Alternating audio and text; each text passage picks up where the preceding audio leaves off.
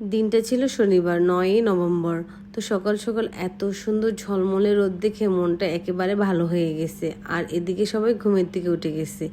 আজকে যেহেতু শনিবার, তো সাদিয়া সুরাদের মাদ্রাসাও আজকে বন্ধ, সেজন্য ওরা সকাল সকাল পড়তে বসে পড়ছে।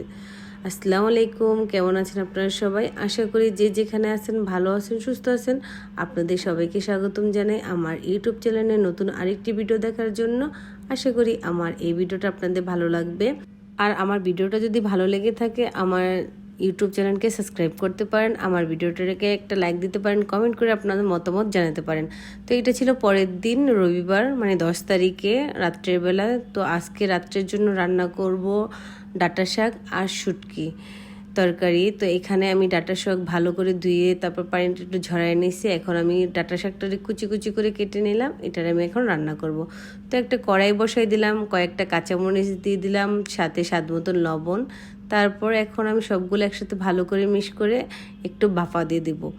তো এই তো আমার ডাঁটা শাক বাপা দেওয়া হয়ে গেছে। যেহেতু শাকটা খুবই কচি ছিল, তো শাকটা সিদ্ধ হতে বেশি একটা সময় লাগে নাই।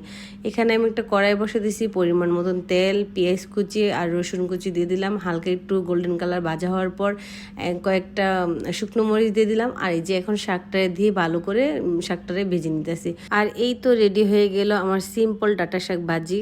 আর এখন আমি শুটকি রান্না করবো, সেজন্য একটা কড়াই বসাই দিছি। তারপর পরিমাণ মতন তেল, পেঁয়াজ কুচি দিয়ে দিলাম, সবগুলো একসাথে ভালো করে হালকা ভাজা হওয়ার পর এখন আমি রসুন আর শুকনো মরিচ বাটা দিয়ে দিলাম। সাথে আগে থেকে আমি শুটকিটারে হালকা সিদ্ধ করে তারপর আদা ভাঙ্গা করে নিচ্ছি। তো ওই শুটকিটাও এখন আমি দিয়ে দিলাম তেলে। তো সবগুলো একসাথে ভালো করে ভেজে নেব। স্বাদ মতন লবণ, 2টা তেজপাতা দিয়ে দিলাম, আর ধনিয়ার গুঁড়া, হলুদের গুঁড়া দিয়ে একসাথে ভালো করে মিশিয়ে আমি কষায় নেব। আর এখানে আর কোনো পানি ব্যবহার করব না, তেলের মধ্যে আর কি শুটকিটারে আমি ভাজা ভাজা করে রান্না করব। সাথে আমি ধনেপাতা কুচি দিয়ে দিলাম।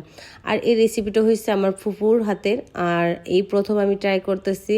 আমার কাছে তো বেশ ভালোই লাগছে। একটু অন্য রকমের শুটকি রান্না করলাম, যেভাবে সবসময় আমি রান্না করি তার থেকে একটু ভিন্নতা। আর এদিকে সাদির আব্বু বাজার নিয়ে চলে আসছে।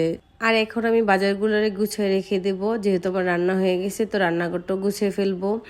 তো আমার ভিডিওটা যদি ভালো লেগে থাকে প্লিজ একটা লাইক দিয়ে দিন, আমার ইউটিউব চ্যানেলকে সাবস্ক্রাইব করে দিন, পাশে থেকে বেল আইকনটি ক্লিক করে দিন। যখন আমি নতুন ভিডিও আপলোড দেবো সাথে সাথে আপনাদের কাছে নোটিফিকেশন চলে যাবে আর আমার ভিডিওটা আপনারা দেখতে পারবেন। আমার সব কাজ কমপ্লিট করার পর এখন আমি রাত্রে খাবারটা খেতে বসলাম। তো আমার কাছে ডাঁটা শাকটা খুব মজা লাগছে, তারপর শুটকি তরকারিটা খুব ভালো হয়েছে, খুবই ভালো লাগছে। কিন্তু আমার ফুফুর হাতেরটা বেশি মজা হয়েছে আমার তুলনায়। কিন্তু আপনারা ট্রাই করে দেখতে পারেন, আশা করি ভালো লাগবে। তো আমার ভিডিওটা এই পর্যন্ত, কি ভালো থাকবেন, সুস্থ থাকবেন, আল্লাহ হাফেজ।